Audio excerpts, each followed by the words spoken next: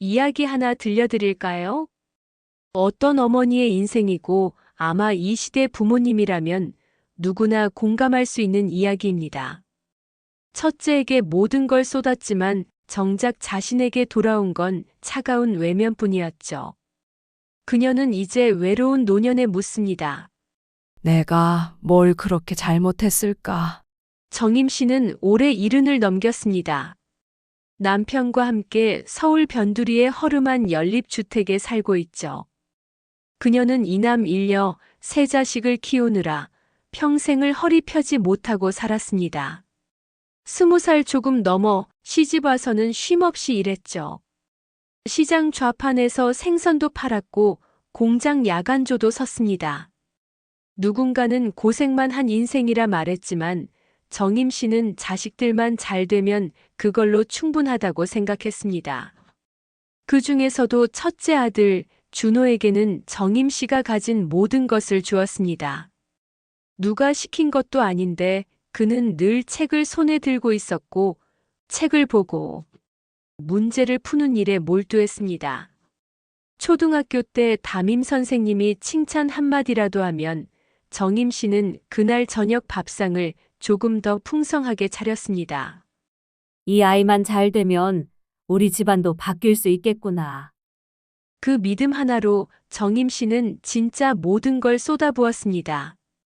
겨울엔 손이 터져도 김밥 장사를 나갔고 여름엔 찜통 같은 시장 좌판에서 땀을 쏟았습니다. 명절이나 생일 같은 건 특별하지 않았습니다. 돈이 생기면 곧장 학원비부터 챙겼습니다. 고등학생이 된 준호가 야간 자율학습 때문에 늦게 들어오면 정임 씨는 졸린 눈을 비비며 문을 열어줬습니다. 준호의 가방을 받아들고 교복을 벗겨주며 말했습니다. 우리 아들, 오늘도 수고했어. 그 말 한마디에 하루 피로가 사라졌고 그녀는 준호를 보며 자신의 희망을 보았습니다. 하지만 그 희망은 다른 아이들에게 그림자가 되었습니다. 둘째 딸 윤희는 늘 말이 없었습니다. 오빠가 쓰고 난 참고서를 물려받고 형광펜 자국이 가득한 문제집을 다시 펴서 공부했습니다. 간혹 나도 학원 다니고 싶어. 라고 말한 적이 있었지만 정임 씨는 아무 말도 하지 않았습니다. 그 침묵 하나가 윤희에겐 대답이었습니다. 새 신발은 항상 오빠 차지였고 생일 선물도 제대로 받아본 적이 없었습니다. 그래도 윤희는 엄마를 원망하지 않았습니다. 오빠가 잘 돼야 우리가 편해지니까 그렇게 믿고 싶었고 그렇게 믿어야 했습니다. 막내 진수는 조용한 아이였습니다. 자기보다 9살 많은 형, 5살 많은 누나를 보며 자랐고 가끔은 자신이 이 집에 있는 사람인지 의문이 들 정도로 방치되곤 했습니다. 형이 대학에 붙었다고 울던 엄마를 보며 진수는 그 감정의 결을 이해하지 못했습니다. 그저 고개를 끄덕이고 TV 소리를 줄였습니다. 자신이 공부를 잘하지 못하는 것도 엄마가 자신에게 기대를 걸지 않는 것도 알고 있었습니다. 그래서 애초에 바란 적도 말한 적도 없었습니다. 질투 한 번 없이 진수는 형을 자랑스러워했습니다. 우리 형은 진짜 멋있다. 친구들 앞에서 그렇게 자랑했지만 혼자 있는 밤이면 이불을 덮고 조용히 울었습니다. 누구에게도 심지어 엄마에게도 말하지 않았습니다. 왜 나는 아무 기대도 받지 못하는 걸까? 정임 씨는 그 사실을 몰랐습니다. 아니, 알면서도 모른 척 했는지도 모릅니다. 사랑엔 크고 작음이 없어야 한다는 걸 누구보다 잘 알면서도 현실의 무게 속에서 사랑을 쏟을 대상 하나만 선택할 수밖에 없었던 겁니다. 그녀는 그저 믿고 싶었습니다. 준호가 잘 되면 가족 모두가 잘 살 수 있을 거라고. 그 하나의 희망에 매달린 나머지 딸과 막내가 어떤 마음으로 자랐는지 그녀는 보지 못했습니다. 고등학교를 수석 졸업한 준호는 결국 서울 명문대에 입학했습니다. 등록금, 보증금, 생활비까지 돈이 모자랄 땐 사채까지 썼습니다. 하지만 정임 씨 부부는 주저하지 않았습니다. 그게 아들을 위한 길이라고 믿었으니까요. 준호는 약속했죠. 엄마, 나중에 내가 성공하면 다 갚아드릴게요. 우리 가족 내가 책임질게요. 정임 씨는 그 한마디에 모든 고생이 눈 녹듯 사라졌습니다. 그리고 준호는 진짜 성공했습니다. 외국계 기업에 들어가더니 3년 만에 과장이 되었고 서울 강남에 전세를 얻더니 고급 외제차까지 굴렸습니다.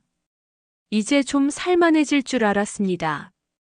그런데 정작 달라진 건 아들의 생활뿐이었습니다. 결혼 이후 그 거리는 눈에 띄게 멀어졌습니다.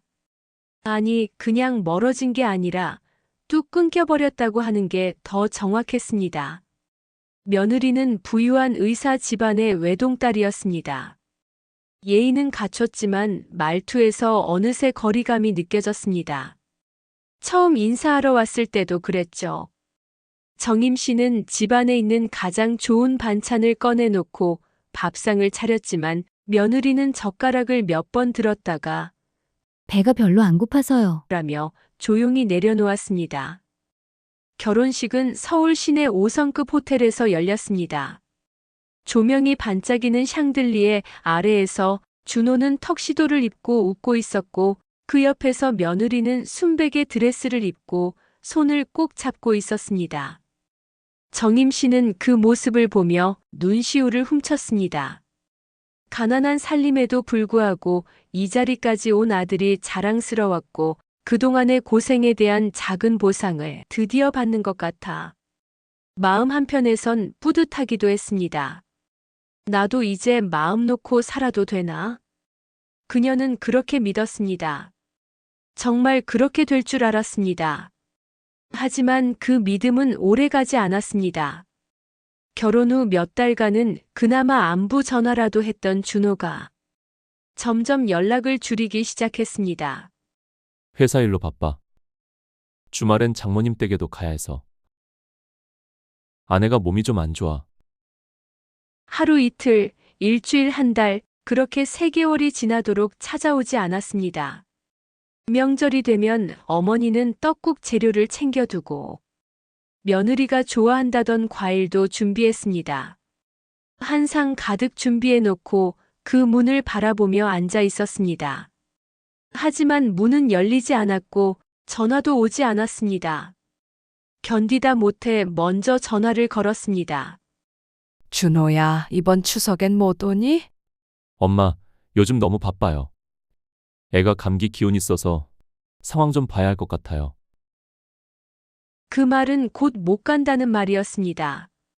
이후로도 명절 때마다 상황은 반복됐습니다. 1년에 한 번 형식적인 연락만 남았습니다. 전화기 너머의 목소리는 차가웠고 대화는 늘 3분을 넘기지 못했습니다. 결정적으로 그날이었습니다. 정임 씨가 허리가 아파 병원 진료를 받았고 허리 디스크로 치료가 필요하다는 말을 들은 뒤였습니다. 전화기 너머로 준호에게 조심스레 말을 꺼냈습니다. 준호야, 혹시 이번 달에 조금만 도와줄 수 있겠니? 엄마가 병원에 좀 다녀야 해서. 잠깐의 정적. 그 뒤에 돌아온 말은 가슴을 후벼 파는 칼날이었습니다. 엄마, 저도 이제 제 가정이 먼저예요. 이제 처자식이 제일 중요하잖아요. 엄마도 이해해 주세요. 순간 정임 씨는 숨이 턱 막혔습니다.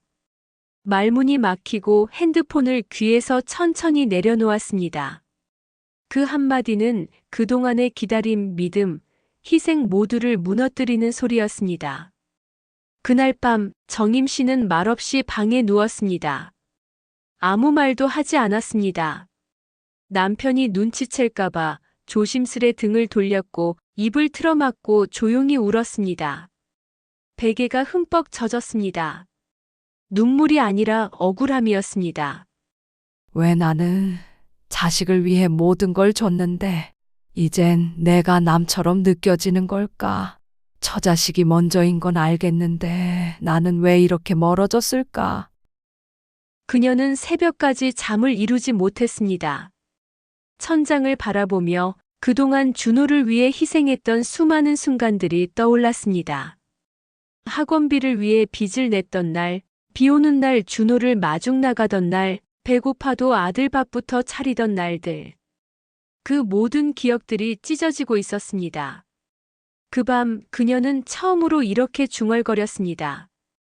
내가 뭘 그렇게 잘못했을까? 한편 다른 두 자식은 윤희는 간호조무사로 일하며 남편과 두 아이를 키우고 있습니다. 생활은 빠듯했고 부모님께 용돈 한 번 드리기 어려웠죠.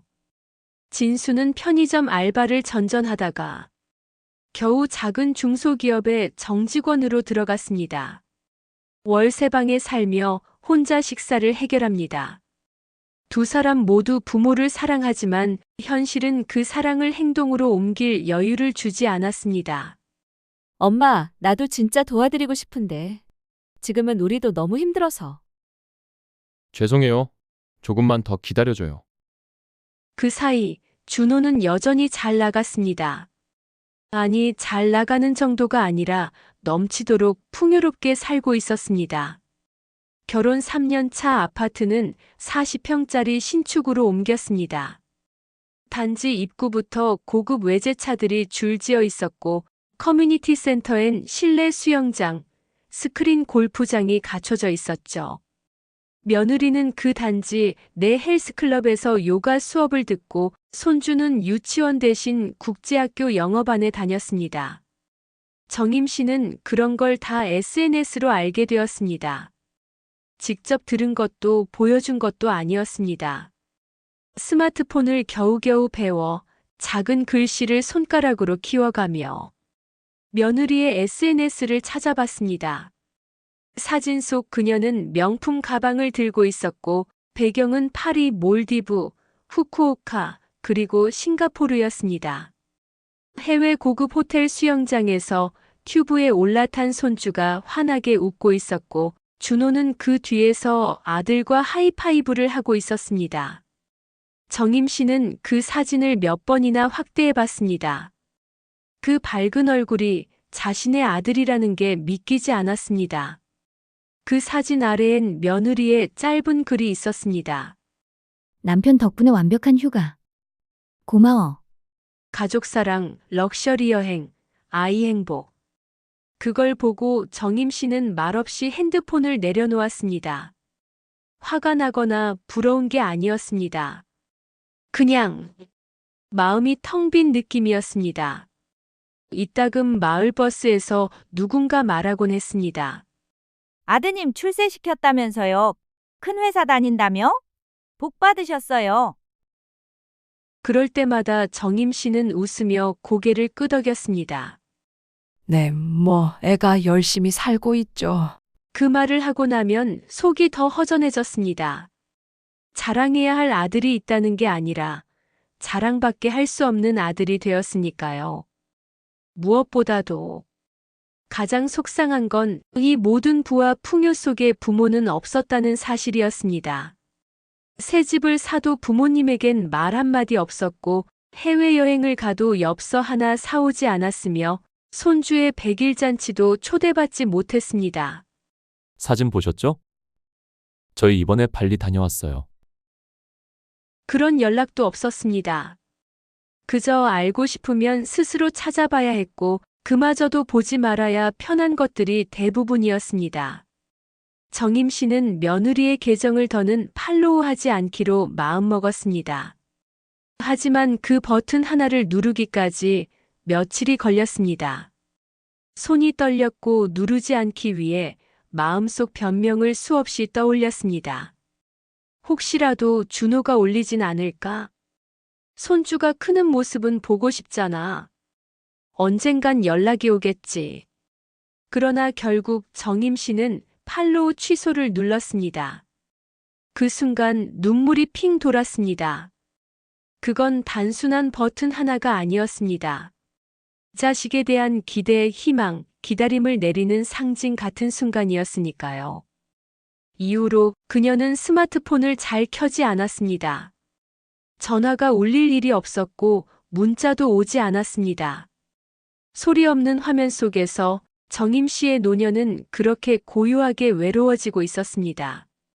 정임 씨 부부는 지금 서울 외곽 낡은 단칸방에서 살고 있습니다. 겨울엔 난방비가 무서워 내복을 껴입고 여름엔 선풍기 하나로 더위를 버팁니다. 이웃집에선 아들이 보낸 과일이 들어오는데 정임 씨 집엔 그 흔한 편지 한 통도 없습니다. 밤이면 정임 씨는 회상에 잠깁니다. 물총 싸움하던 막내 진수, 소꿉놀이 하던 윤희, 책가방 메고 열심히 공부하던 준호. 그때는 모두 그녀 곁에 있었습니다. 지금은 누구도 곁에 없습니다. 그리고 그녀는 생각합니다. 왜 준호한테만 모든 걸 줬을까? 나머지 애들에겐 너무 미안해. 사랑이란 이름으로 상처를 준 건 아닐까? 그녀는 부모는 다 해주는 존재여야 한다는 생각이 아이들을 잘못 키운 거라 생각합니다. 자신의 삶을 돌보지 않은 채 모든 걸 자식에게 쏟아붓는 게 좋은 부모의 모습은 아니라는 걸 이제야 깨달은 거죠. 이야기의 끝은요. 특별하지 않습니다. 정임 씨는 오늘도 혼자 점심을 먹습니다. 고추장에 비빈 밥 한 공기, 그게 전부입니다. 남편은 말없이 밖을 내다봅니다. 그들도 말은 하지 않지만 마음속에 깊은 외로움이 자리 잡고 있죠. 그리고 그녀는 하늘을 바라보며 중얼거립니다. 그래도 나는 너희 엄마니까.